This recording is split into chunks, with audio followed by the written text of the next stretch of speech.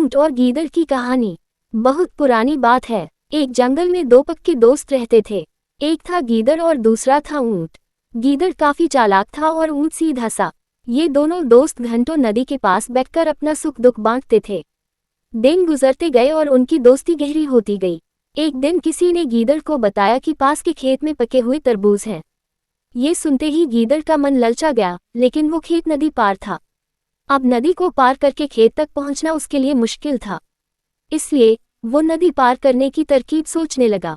सोचते सोचते वो ऊंट के पास चला गया। ऊंट ने दिन के समय गीदड़ को देखकर पूछा, मित्र तुम यहाँ कैसे? हम तो शाम को नदी किनारे मिलने वाले थे। तब गीदड़ ने बड़ी ही चालाकी से कहा, देखो मित्र, पास के ही खेत में पके तरबूज हैं।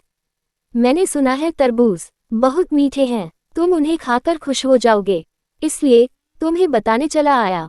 ऊंट को तरबूज काफी पसंद था। वो बोला, वाह, मैं अभी उस गांव में जाता हूँ। मैंने बहुत समय से तरबूज नहीं खाए हैं। ऊंट जल्दी जल्दी नदी पार करके खेत जाने की तैयारी करने लगा। तभी गीदड़ ने कहा, दोस्त तरबूज मुझे भी अच्छे लगते हैं, लेकिन मुझे तैरना नहीं आता है। तुम तरबूज खा लोगे तो मुझे लगेगा कि मैंने भी खा लिए।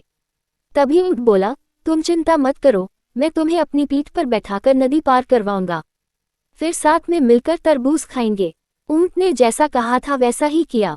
खेत में पहुंचकर गीदड़ ने मन भरकर तरबूज खाए और खुश हो गया। खुशी के मारे वो जोर जोर से आवाजें निकालने लगा। तभी ऊंट ने कहा, तुम शोर मत मचाओ, लेकिन वो माना नहीं। गीदड़ की आवाज सुनकर किसान डंडे लेकर खेत के पास आ गए। गीदड़ चालाक था, इसलिए जल्दी से पेड़ों के पीछे छुप गया।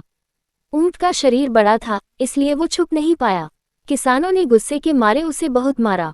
किसी तरह अपनी जान बचाते हुए ऊंट खेत के बाहर निकला। तभी पेड़ के पीछे छुपा गीदड़ बाहर आ गया। गीदड़ को देखकर ऊंट ने गुस्से में पूछा, तुम क्यों इस तरह चिल्ला रहे थे? गीदड़ ने कहा कि मुझे खाने के बाद चिल्लाने की आदत है, तभी मेरा खाना पचता है। इस जवाब को सुनकर ऊंट को और गुस्सा आ गया। फिर भी वो चुपचाप नदी की ओर बढ़ने लगा। नदी के पास पहुंचकर उसने अपनी पीठ पर गीदड़ को बैठा लिया। इधर ऊंट को मार पड़ने से मन ही मन गीदड़ खुश हो रहा था। उधर नदी के बीच में पहुंचकर ऊंट ने नदी में डुबकी लगानी शुरू कर दी। गीदड़ डर गया और बोलने लगा, यह क्या कर रहे हो? गुस्से में ऊंट ने कहा, मुझे कुछ खाने के बाद उसे हजम करने के लिए नदी में डुबकी मारनी पड़ती है। गीदड़ को समझ आ गया कि ऊंट उसके किए का बदला ले रहा है। बहुत मुश्किल से गीदड़ पानी से अपनी जान बचाकर नदी किनारे पहुंचा। उस दिन के बाद से गीदड़ ने कभी भी ऊंट को परेशान करने की हिम्मत नहीं की। कहानी से सीख। ऊंट और गीदड़ की कहानी से यह सीख मिलती है कि चालाकी नहीं करनी चाहिए। अपनी करनी खुद पर भारी पड़ जाती है। जो जैसा करता है उसे वैसा ही भरना होता है।